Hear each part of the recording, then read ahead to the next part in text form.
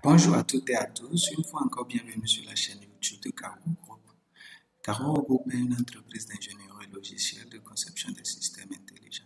Si vous n'êtes pas encore abonné à cette chaîne YouTube, avant le démarrage de cette vidéo, nous vous prions de vous abonner.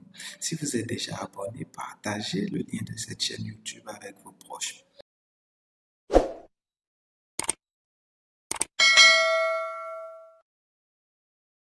Nous nous retrouvons aujourd'hui pour la troisième partie de la vidéo qui fait suite à la vidéo, aux deux vidéos précédentes où on parlait en fait des imprimés avec Qt Creator. On avait appris dans les deux précédentes vidéos comment il fallait générer des imprimés avec Qt. Donc, si vous n'avez pas suivi ces deux vidéos précédentes, essayez de suivre la description de cette vidéo pour retrouver ces deux vidéos et les resuivre. Alors ici, si vous vous rappelez, dans la vidéo précédente, on avait laissé ce texte vide et on avait précisé qu'en réalité là, on devait en fait mettre du code HTML. Donc ce code HTML sera écrit en ces codes. Donc sans plus tarder, on va commencer l'écriture de ce code HTML. Pour ceux qui ne connaissent pas c'est quoi le HTML est un langage de balisage qui vous permet en fait de structurer vos pages web. Au HTML, généralement, on complète du CSS qui va vous permettre en réalité de faire quoi? De designer un peu plus vos différentes pages web. Donc le HTML est généralement utilisé dans la conception des applications des sites web.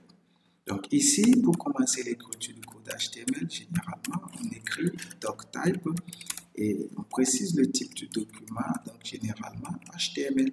Juste après la balise doctype, le fait d'ouvrir les chevrons ainsi et de les fermer ainsi et de mettre ainsi le nom un nom prédéfini entre ces chevrons, en fait, on dit qu'on est en train de créer une balise. Donc ici, ne vous étonnez pas quand je vais utiliser le mot balise à plusieurs reprises. Donc je vais ouvrir la balise HTML et il y a ce qu'on appelle les balises paires et les balises impaires. Donc ici par exemple, je m'apprête à former une balise paire. Donc vous voyez pourquoi paire? Parce que ici l'ouverture est là et la fermeture de cette balise est là, mais la fermeture et l'ouverture se différencient par ce slash qui se retrouve là. Donc, à l'intérieur de cette balise, le fait d'écrire ici, entre ces deux balises, je dirais que je suis en train d'écrire à l'intérieur de cette balise. Donc, je fais entrer comme cela. Donc, à l'intérieur, je peux ouvrir encore une autre balise, nommée par exemple body. Donc, la balise body, donc, qui est aussi une balise paire. Donc, je ferme ma balise body. À l'intérieur de cette balise body, je peux encore ouvrir une multitude de balises. Ça veut dire quoi concrètement? Dans une balise, vous pouvez intégrer d'autres balises. D'accord? Là, je vais compléter par exemple une balise H3 qui me permet en fait de définir des titres. Donc, au niveau de la balise H3, la balise, tout ce qui est H au fait, va me permettre de définir des titres. Donc, je lui dis là, par exemple, mon imprimé avec Qt. Donc, quand je le fais ainsi, on peut compiler rapidement et voir ce que ça donne. Vous allez constater qu'en réalité, il va interpréter tout ce code et la seule chose que j'aurai sur mon imprimé, c'est mon imprimé avec Qt. D'accord? Ça se passe de la même manière avec les navigateurs web. Donc là, le texte n'apparaît pas. Donc là, le texte n'apparaît pas, ce qui est un peu normal puisque ici, on a en fait structuré, on a mis en fait dans cette variable QString, on a mis en fait ce code HTML. Mais à ce QString, en fait, il faut affecter ici, il faut préciser, puisque généralement notre imprimé se fait sur le QText Edit qui se retrouve à ce niveau. Donc, ce qu'il y a à faire, c'est quoi? C'est de prendre tout ce bloc qui est contenu dans cette variable et le balancer au fait dans ma variable, dans mon objet au fait texte de la classe QText Edit. D'accord? Donc là, je vais faire quoi? J'appelle texte et je fais quoi? Set HTML. Set HTML. Comme on l'a dit, on utilise ici du code HTML. Donc, je lui fais passer en paramètre tout ce code HTML. Puisque je pouvais toutefois écrire tout ce code HTML entre les parenthèses ici, mais ce sera long si vous devez faire des pages d'imprimés. Donc, on le met simplement dans une variable. Et ici, ce symbole veut dire quoi? Qu'on est en train de faire une concaténation. Donc, plus bas, je pouvais encore faire texte plus égal et mettre des blocs de code encore. Donc, il suffit ici en ce temps d'appeler texte et ça passe normalement. Donc, ici, je compile. Il doit pouvoir afficher à l'intérieur de mon imprimé. Vous voyez, mon imprimé avec Qt. Donc, ici, H3, j'avais fait passer la balise div pour voir en fait où se trouvait l'erreur. Donc, je compile. Donc, vous voyez, puisqu'on a dit c'est des titres, il sort mon imprimé. Donc, à l'intérieur, toujours, nous pouvons placer, par exemple, là, des balises div. Une balise div qui est une balise de regroupement qui va nous permettre en réalité de faire quoi? De créer des blocs d'instructions. Donc, là, je peux lui dire, par exemple, apprenez à programmer avec Cabot Group. Vous voyez, je compile. Je reclique sur imprimer. Vous voyez, il me sort là. Apprenez à programmer avec Cabot Group. Je peux créer des tableaux. Je peux créer en fait tout ce que je veux.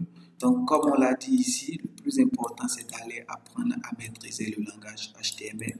Et vous pouvez dès lors apprendre à structurer correctement vos pages HTML. Donc, je peux répéter ce bloc d'instructions à plusieurs reprises. Ici, par exemple, je peux mettre des tirets. C'est un exemple. Là, je peux mettre par exemple des tirets. Ici, juste en bas, je peux créer une balise pen. Et à cette balise pen, je lui mets par exemple Copy Art 2022. Donc, toujours là, je peux maintenant mettre du code CSS, puisque le code CSS, généralement, on le greffe dans les balises.